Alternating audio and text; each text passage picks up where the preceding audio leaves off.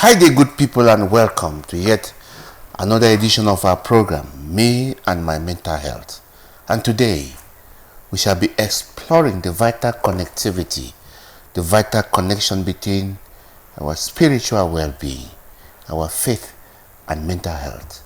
And of course, as usual, we have our resource person, Reverend Sister Dr. Jacqueline Atabong, and myself, Singfred Senior, as the midwife of this program.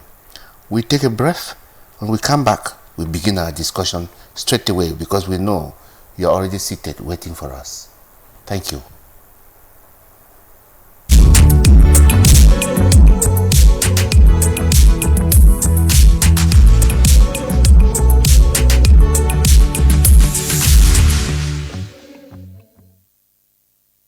Welcome, Sister. Hi, St. Joseph Oasis today.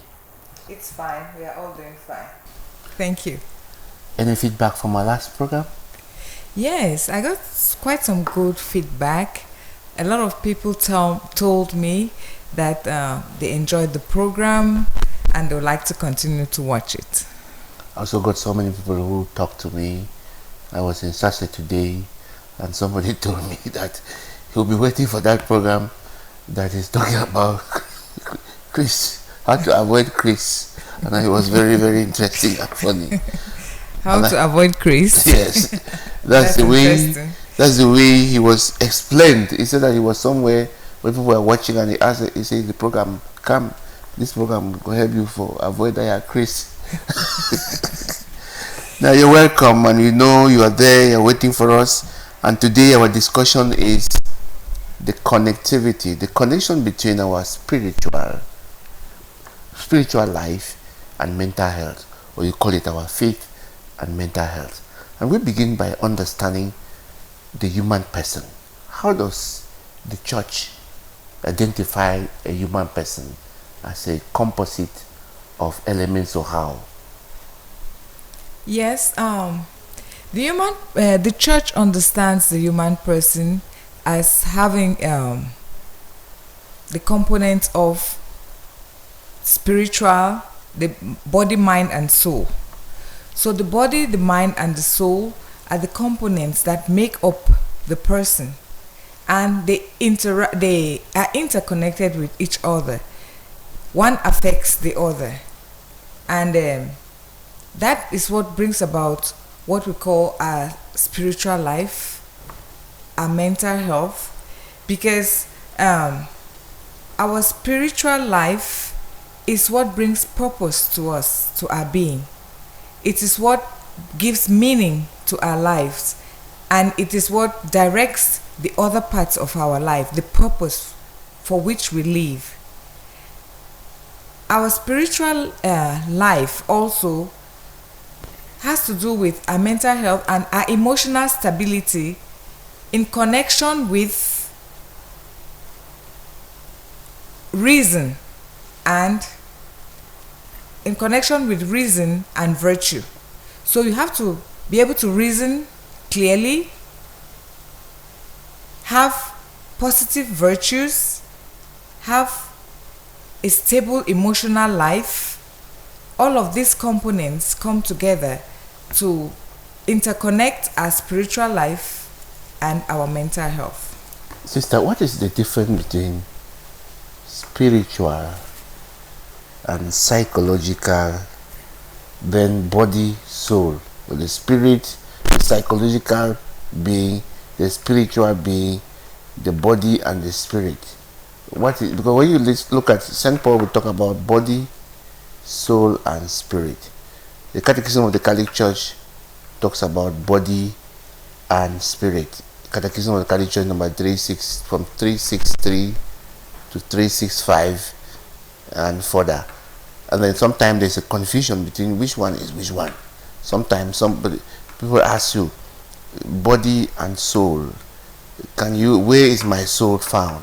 Which one is my intellect, my will, my spirit? And when you talk about the mind, the emotional, the psychological, which one? Can you help our viewers to understand the dynamics between all these components that are sometimes confusing? Yes. I think the body and the soul or the mind, they form one nature. So we cannot separate them, because when the spirit or the soul leaves the body is dead, it's no longer human. So there are two components that come together to form the human person, and they interact with each other, they're interconnected, and they affect each other. So the body holds the spirit or the soul, and the body, the way you use your body affects your soul, and the way your spirit also, your spirituality, your soul also affects your body and your mental health. For instance, somebody who, our mind is what helps us to think clearly. So when we don't think clearly, or when we are not emotionally balanced, then we may say we have a mental health problem. And this also affects our spirits, our souls. Our spirit is the aspect of us that connects us to God, because we are made in the image and in the likeness of God, which is the spirit. And we are here on earth, as our Catholic doctrine teaches us, that we are created for God, to love and to serve God. So the purpose of our life is to serve God. And in serving God and in experiencing this purpose of our life, it involves our emotions, it involves our mental health. So they are all intertwined, they are all interconnected, and they affect each other. If we are created in the image and likeness of God, and God is a spirit, now which part of us is connected? How are we spiritual beings in the physical body, or how do we connect to God as human beings who exist on earth with the corporal, with the body, as male and female, and God is God without a sex? God is yes. What is the connection? How do our spirit connect to God and connect to our mental health? Yes, so there's this connection between our spiritual life, our spirits, and our mental health. And how does this come about? Like I said, we have purpose, and our purpose is to love and to serve God.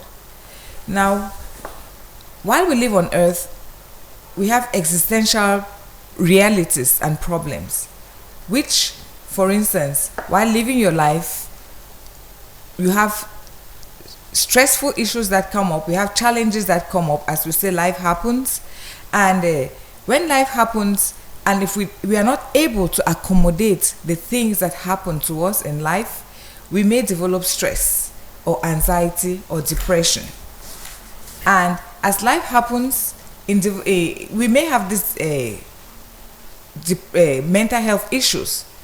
Our spiritual life, on the other hand, now, our relationship with God can help us accept these challenges in life, and instead of avoiding them.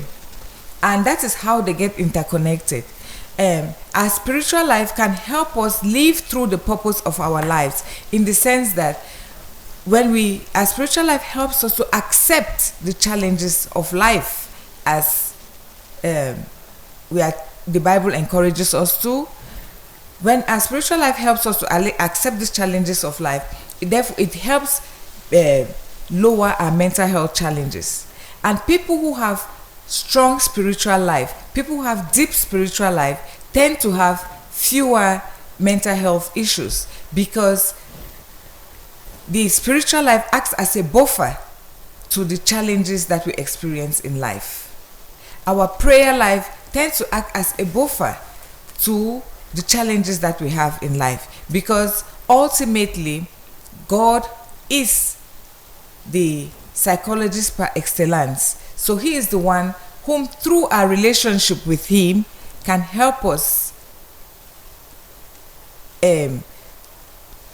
encounter, accept the challenges of life, and make our lives meaningful and purposeful despite the challenges we experience. I want to ask you how spirituality contributes to our mental health. But before that, I know you have explained it in the previous answer to the question I asked you, but help us to understand what is spirituality.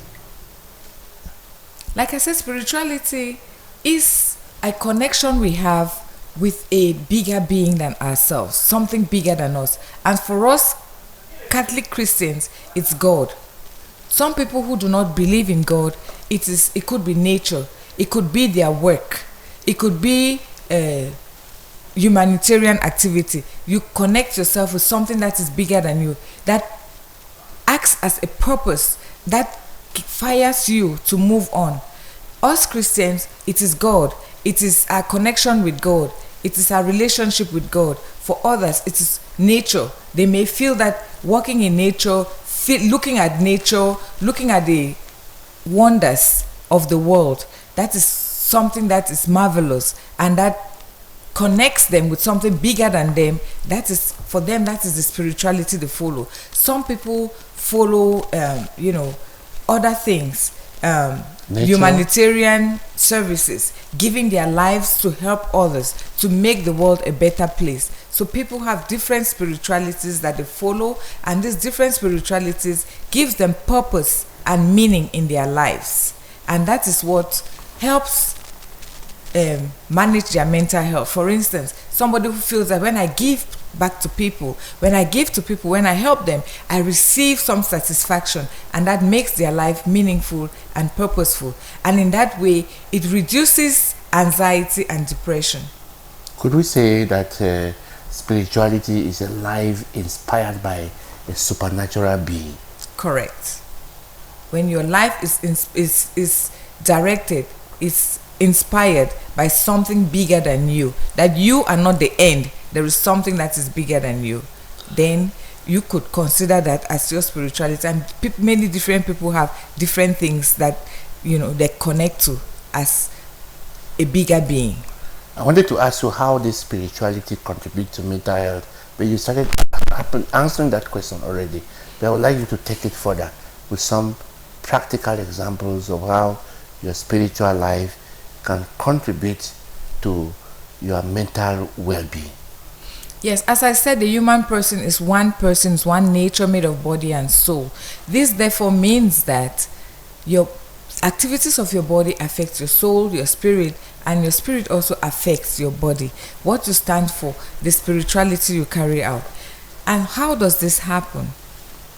For us, those people who have spirituality, who pray, who are committed to something bigger, studies have even shown that there are parts of their brain that develop and that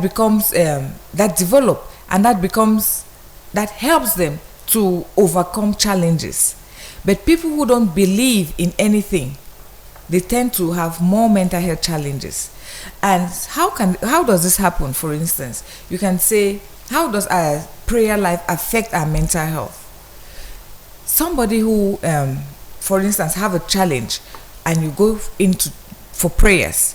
When you pray and you offer it all to God, then you believe that He has taken up everything and maybe takes everything and leaves you just with a silver lining. You put it at the foot of Christ. You unite it to His own suffering. Maybe you're going through a difficult moment, you're depressed, you are anxious, and you offer it to Christ. Maybe during prayers, during Mass, or during your own private prayers. Offering it to Him whom we believe is the supreme physician and psychologist. We believe that He can take that and heal you. We can also use our prayers in many different forms. For instance, we can use guided meditation.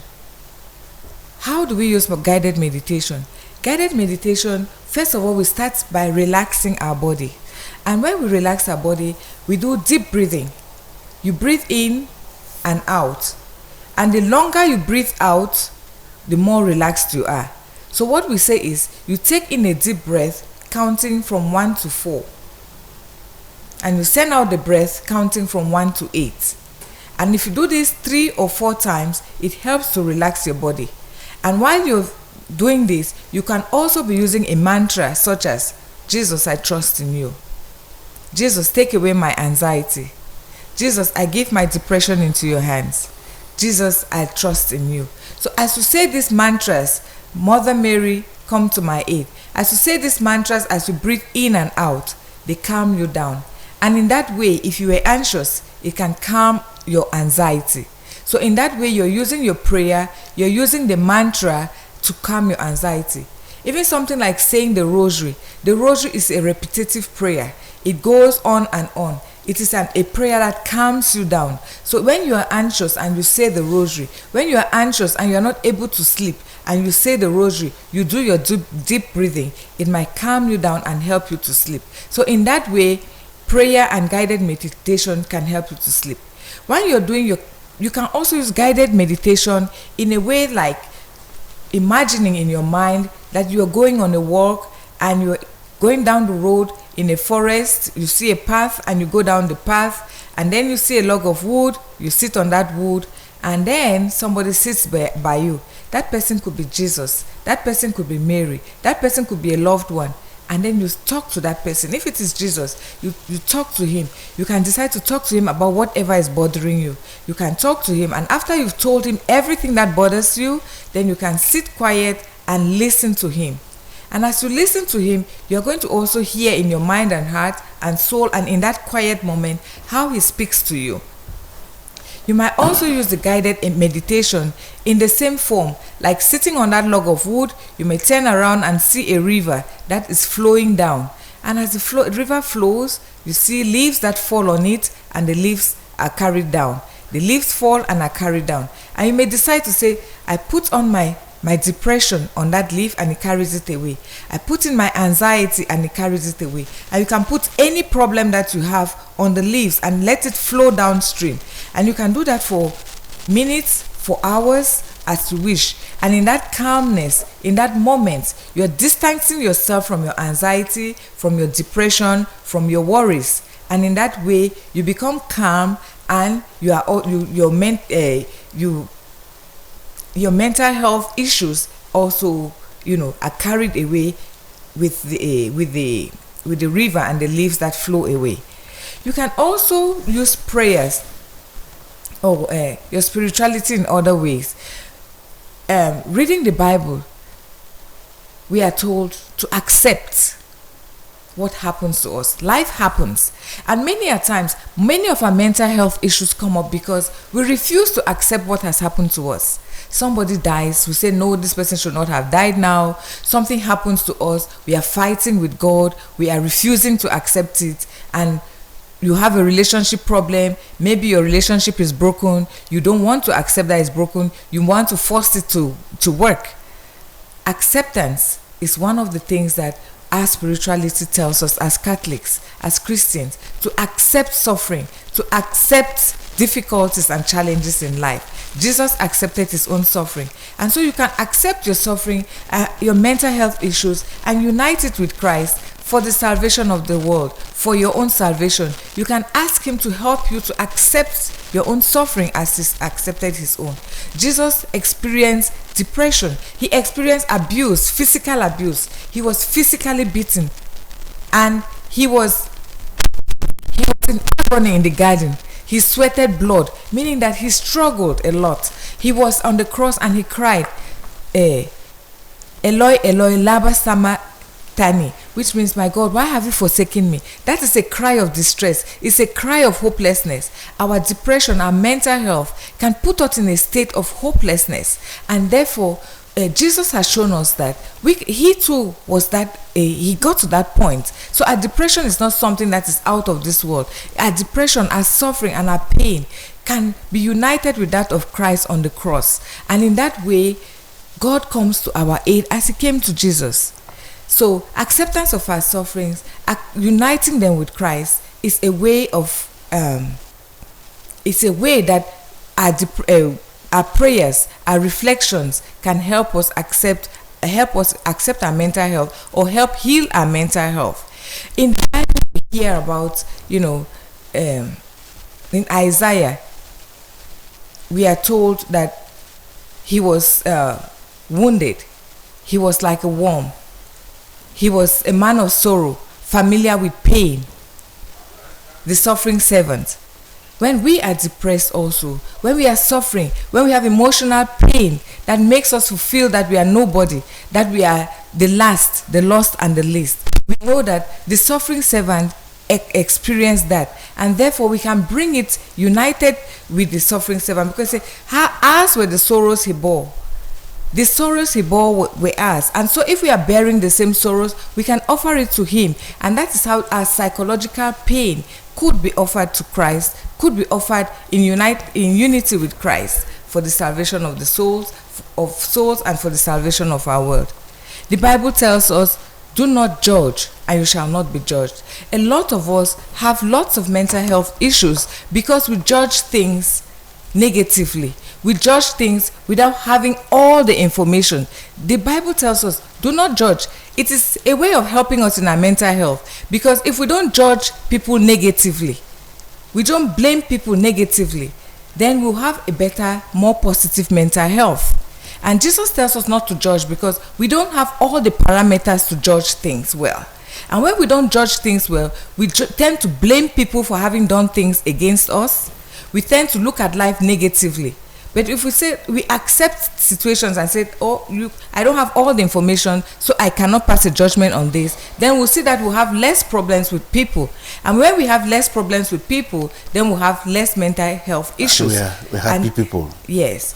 Now, sister, let me come back. I want you to underscore the role of faith and the Holy Spirit in these activities that go along with, imagining yourself here. Where does the Holy Spirit comes into play? God, our faith in these activities, because they could tend to be just therapeutic. You're talking about the mindfulness activities. Yes. I'm talking about, because when I say the deep breathing activities, it's Yes. like being mindful, being present to Yes. yourself. So it is, faith is in it, in the sense that, for instance, when I talk about the mindfulness activity, you do deep breathing, you are present to yourself here and now. Jesus says, I am the God of I am. He is present here now. He's not the God of the past. He's not the God of the future. So he's the God who is right here with you here. And what is anxiety? Anxiety is worrying about the future. Yes. Regret is worrying about what has passed that you didn't do. But God calls us in our faith to be present here and now, to experience God here and now, to live here and now. Where if we follow this advice of Christ, that I am the God of I am living in the present moment right now, we'll have less anxiety and we'll have less regrets, and that will make our mental health to be much better.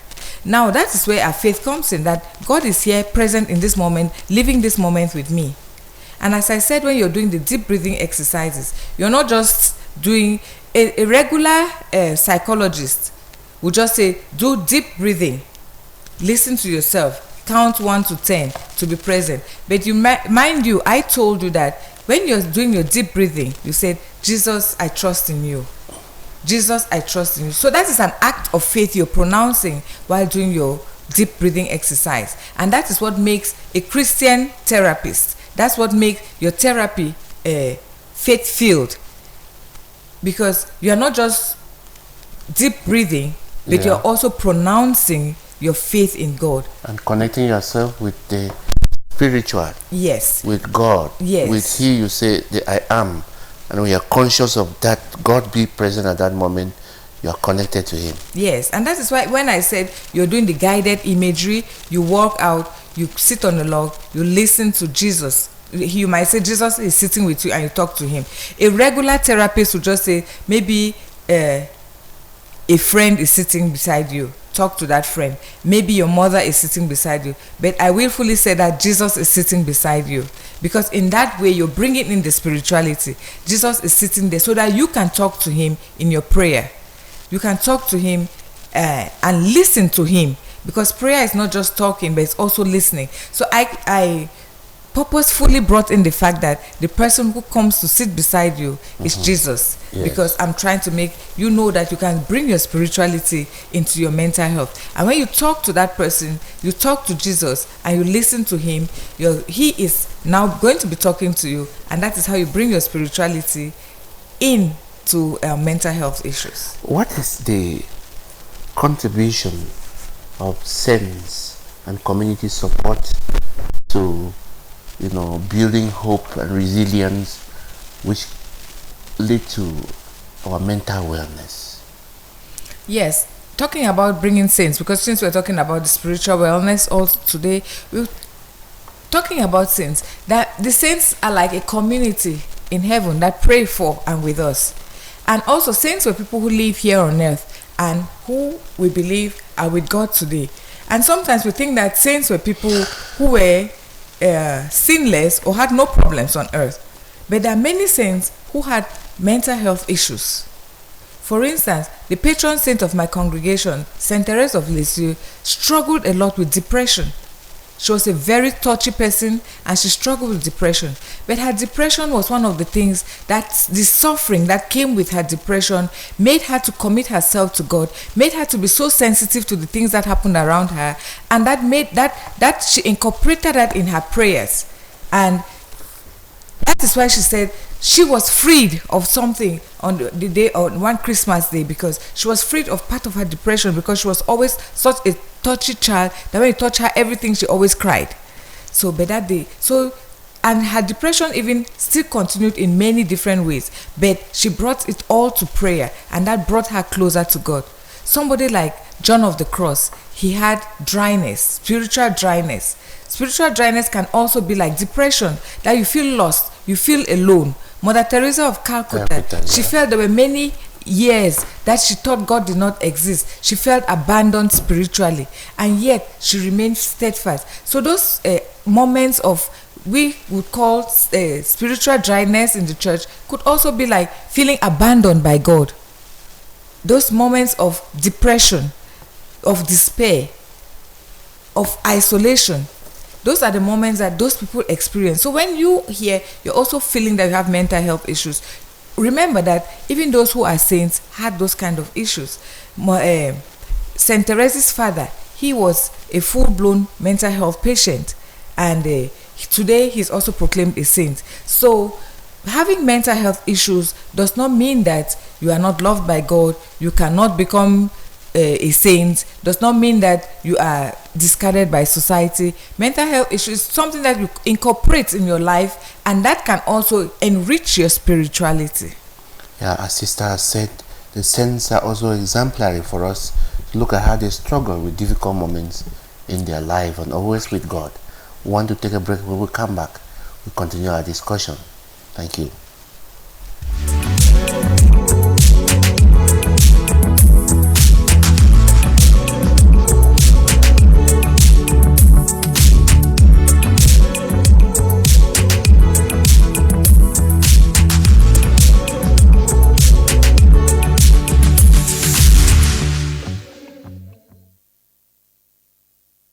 Tuning in the program is Me and My Mental Health, and we're discussing the connectivity, the connection between our spirituality, our faith, and mental health. Sister, this is a reality and the most confusing thing that happened to us in our parishes, in our small Christian communities. The difficulty to draw a fine line between satanic influence or satanic demonic possession and issues of mental health. How can one be equipped to draw a line between this? And are there situations where mental health issues have been mistaken for satanic issues, for demonic possession?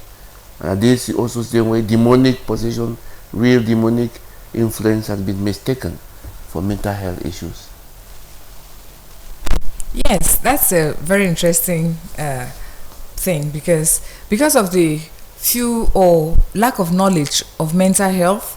So anything we don't understand, we say is spiritual, or is satanic. But if the more we get to understand what mental health is and whatever it does, then we would understand also, we'll be able to differentiate what is mental health and what is satanic. Because our mental health issues sometimes make us to have hallucinations. We hear voices, we see things that no one else sees, we sometimes feel things that no one else feels. So people may take them for satanic attacks when they are just mental health issues. And sometimes, because we don't understand the difference, we may go praying and go for exorcism, whereas they are not. For instance, somebody who has been traumatized, who has had multiple trauma. Let me just say, for instance, a child whose mother died during childbirth or when they were young. This child is maybe abused or sexually or physically, and then this child maybe, feels neglected. When a child, so many things happen to a child who is developing, it might affect the child's brain. The information is stored in pockets in the brain sometimes. And sometimes in the case of maybe sexual abuse, a child might be so traumatized that they have a psychotic break, that they get dissociated. And they may dissociate because their psychic is trying to protect them from the trauma that they are trapped in and they cannot escape. And so they may be out of themselves watching whatever is happening to them without participating in it. And later on in life, they may experience things like what you call flashbacks. So they may get a trigger, and that something may trigger them, and then they come and they find themselves as if they're in the situation of what happened to them many years back. And when they have a flashback, they may sit and they'll be behaving or maybe crying or talking as if they were in the situation that happened so many years ago. And somebody may take that for a satanic possession. I remember there was a case of this one lady who was working in a house with another person. And one day she was just passing, one of the ladies was just passing with a bucket of dirty water. Mm-hmm. And another one ran to the kitchen, took a knife and came to stab her. And this brought a lot of problems because they said that she was, evil and she wanted to kill her friend. Mm-hmm. But when she went into therapy, it was discovered that this one who had the knife had been raped beside a dump pit where dirt was being dumped. Mm-hmm. So when this person was passing with a bucket of dirty water, it triggered her and she thought she was being raped by somebody. And she went to take a knife to defend herself. But this brought a lot of problems to her. And people who did not understand thought she was being driven by the devil to do something evil. Mm-hmm. But that was not the case. So what I'm trying to say is that when we have flashback, she had a flashback that brought her into a situation which she had lived before. And people who have been traumatized multiple times, they have what we psychologists would call alters. Mm-hmm. For instance, somebody who is an adult, you might be talking to them and then they get a trigger, and then maybe they had been abused when they were like 5 years. Mm-hmm. And then they start talking to you like a 5-year-old child, and they're behaving like a baby, whereas they're a grown-up woman of about 30-40 years. Mm-hmm. So somebody might say that, is the evil spirit speaking in her? As a psychologist will say that altar has come up, that thing that was stored in a pocket has been triggered, and so that is what is showing up now. And some people may have 3 or 4 altars depending on what happened to them. And somebody else might call that the different devils speaking in her, or regression. So people may confuse spiritual issues for psychological issues for spiritual issues. Mm-hmm. And I remember once, before I did psychology, I remember this lady came to the hospital. I was working there, and she had a very huge fibroid in her womb, and she said she wouldn't go for surgery. She had just built her house, and this house was like in a place where many people were not living there, so there were lots of mosquitoes, and she has been having a lot of malaria, and each time she would go buy medication and buy medication. And the first thing when she came to me, she said that people want to kill her because she has built a house. Mm-hmm. But when we did her malaria test, it was like 4 crosses. She had a lot of malaria. So we treated her, and I encouraged her to go for surgery. She did not go. And this fibroid, drains your blood. One morning I was going for mass, and about 5 o'clock I met her with a taxi in front of father's house. I asked her what she said. It's spiritual attack. She collapsed in the house, and it's a spiritual attack. People want to kill her, and she came for prayers. I told her that, madam, please go to the hospital and have surgery, because this is what is sucking your blood. That is sucking out your blood. And a few months later I saw her. She was a policewoman, and she was standing by the road, and she was smiling. I said, what's happening? She said that, oh sister, I went and had surgery. I took my treatment and I'm fine. So now she was going for prayers. She was thinking she could go and pray away something. She was thinking that it was a spiritual attack she was having. She didn't have a spiritual attack. She had just a physical problem that was a fibroid that she was not treating, and then she now spiritualized the whole thing, and she was going for prayers. So sometimes people mix up spiritual issues for psychological issues or physical issues, but you can also have real spiritual issues where people are possessed by demons. And so you should be able to, as a psychologist, decipher and discern whether this is a spiritual issue or this is a psychological issue. And sometimes when people have spiritual issues and they talk to you, you'll feel it in your body, and sometimes they themselves will say things that help you to understand that it's a spiritual issue. For instance, if I'm talking to somebody and they tell me that they're hearing voices, I'll try to find out whether those voices they're hearing is a hallucination or in their minds, or it's a delusion. So it's a false belief, or they're just hearing some voices that psychotic voices. If I ask the person and the person tells me that I don't want to tell you because if I tell you I'll be punished. When they tell me that if you tell me I'll be punished, then I will start thinking that could be a spiritual problem. Because in the psychotic world, you're not going to get punished for that. You're just talking off your mind, but you're not going to be punished. If you tell me that you're going to be punished, I'll start thinking that could there be a spiritual connection? A possible. Correct. And then I'll have to refer the person to see an exorcist. Where if the person just says that it's just talking, like there's a radio in my head, people are broadcasting things in my head, or the person is paranoid and feeling that everybody's against them, then I know that is a psychotic problem, and I'm going to treat it as a psychological problem. What advice would you give to those who are involved in chasing demons, those who are involved in exorcism as priests, lay people, pastors and all? What kind of advice would you give to them as someone who is a specialist in this field? What I would say is that lots of people have lots of problems, and they feel they're not listened to, they're not understood, and they're not cared for. So I think one of the first things that anybody can give is to know how to listen actively in a non-judgmental way that is person-centered. That is, the person who is talking to you you listen to them. So I believe that when you listen to people and they feel that you've understood them in a non-judgmental way, half of their problem is gone. And that is one of the things you could give them. But at the same time, you have to challenge their attitudes, because people like to go to therapy or like go talk to people who would condone with them and say, oh, you're fine and everybody else is wrong. But if somebody comes talk to you, you have to listen to them, normalize what they have said, encourage them, but at the same time you challenge them. And also, if that's the first thing you can give. But secondly, I believe that it will be important that those who are priests and those who tend to listen to people should have some counseling skills and should have some basic knowledge of some basic psychological issues and how they manifest, so that in so doing you're able to differentiate something that is psychological and refer the person for treatment, rather than be praying for somebody when maybe you would need to send the person to get some skills for help.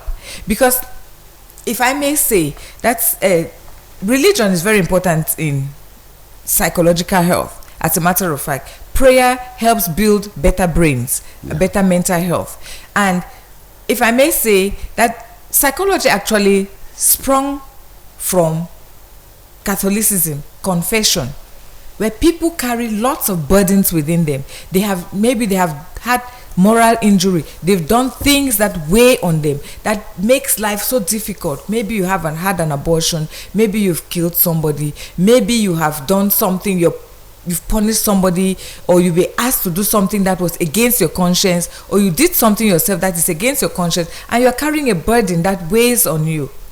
You know, when you go for confession and you talk about it, it brings you a lot of relief, especially if you are told that you have been forgiven and that God still loves you even as you are. So that is where psychology came from.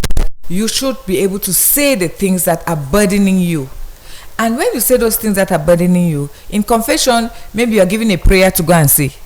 But I think psychologists come in there in the sense that you may be doing something that burdens you, and you may need some technical skills to help you not to repeat those things. You may be looking at life in a way that is negative, that leads you to do certain things. You might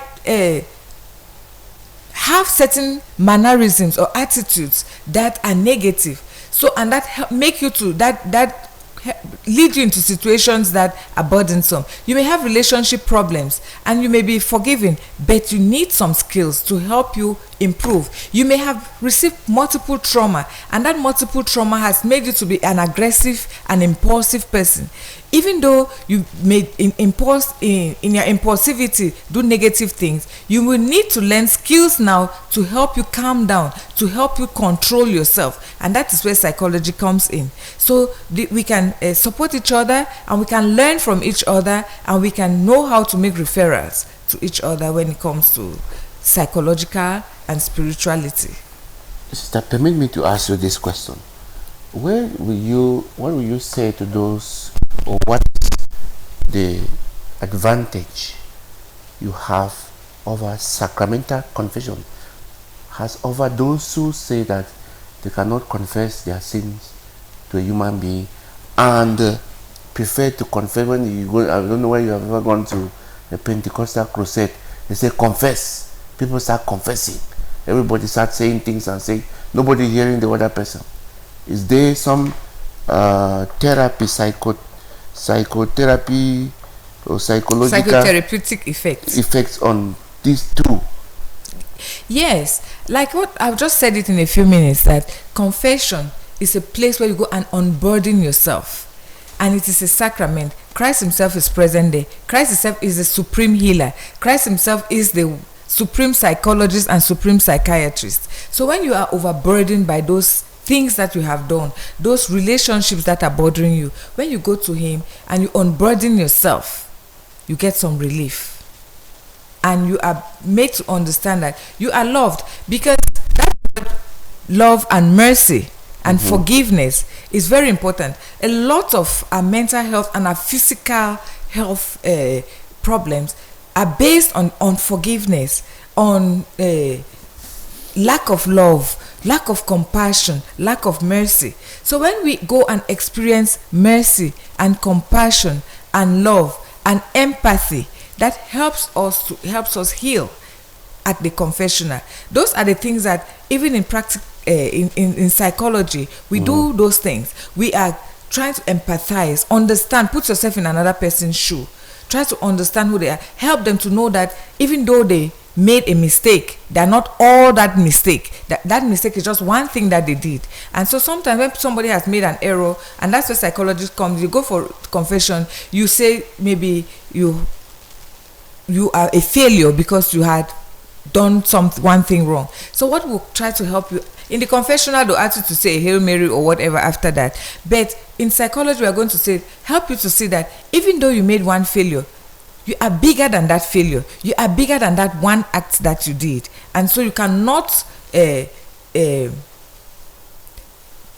cannot fuse yourself with that one action and describe yourself with that action that you did. That's not the end of the world. Yes, that is the end of it. I want you to take it from the aspect of analyze the confession, which is the experience of what you don't have in the Catholic Church of the Pentecostal churches. Well, I can't say much about that, but the very fact that you're airing out something that you've done could be helpful to you. But I don't know about, I have not done it before. I don't know about the effects it would have when you're just saying it out loud. Is there a person-to-person encounter, and particularly that person who stand in the person of Jesus Christ, different, benefit you have from when you stand in the crowd and you're sharing your issues. I believe that, there's confidentiality. I'm not condemning nothing. Anything, whatever helps somebody helps them. Whatever you go for, something that helps you. I don't know. I've not participated in it personally, so I can't tell on a personal note. But I know that if somebody is doing that and it helps them, okay. But what I'm trying to say is that if you have a one-to-one connection, and then you're able to talk to somebody, you are able to have that surety of confidentiality, and that what you're saying is not going up, viral or whatever. At the same time, somebody might say that I did something public and I'm making a public confession so that I'll free myself because I did it publicly. If it helps them, then maybe they can go ahead with it. But I know that if you are doing a one-on-one something and the person is able to give you a response also, it might be also much more helpful. Good. Let's take a break. When we come back, we'll ask you to tell us the practical step we can take to be, balanced, have a spiritual life balance vis-a-vis our mental health. Let's take a break.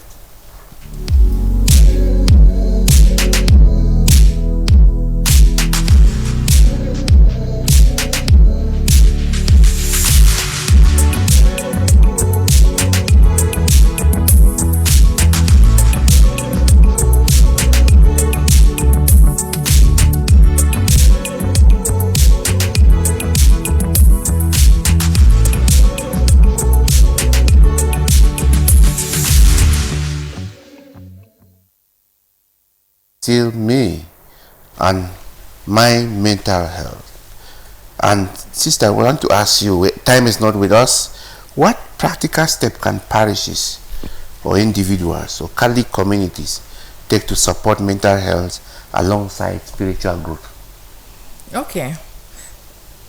Like I said, I would encourage all spiritual people accompanying people spiritually to have some ideas about some mental health issues. But for yourself, if you want to help yourself, I think one of the things you can do to help yourself to improve your mental health is to have a spiritual life, to pray, because spiritual life builds a better, stronger mental health. And most of my patients that I've had, a lot of them say prayers is what helps them. Alongside therapy, they believe God, faith.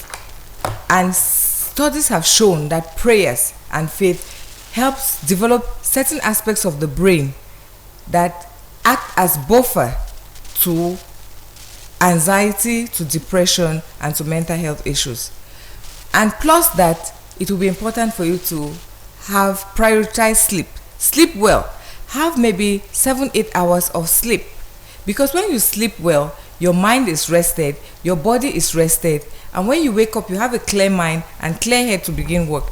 When you sleep for 1, 2, 3 hours, your mind is clouded, you're tired, you easily get irritated, you can easily fall out with people at work or in the community, and that might spiral down to social problems, and those social problems with your friends at work might lead to isolation and depression. So it is important to sleep well.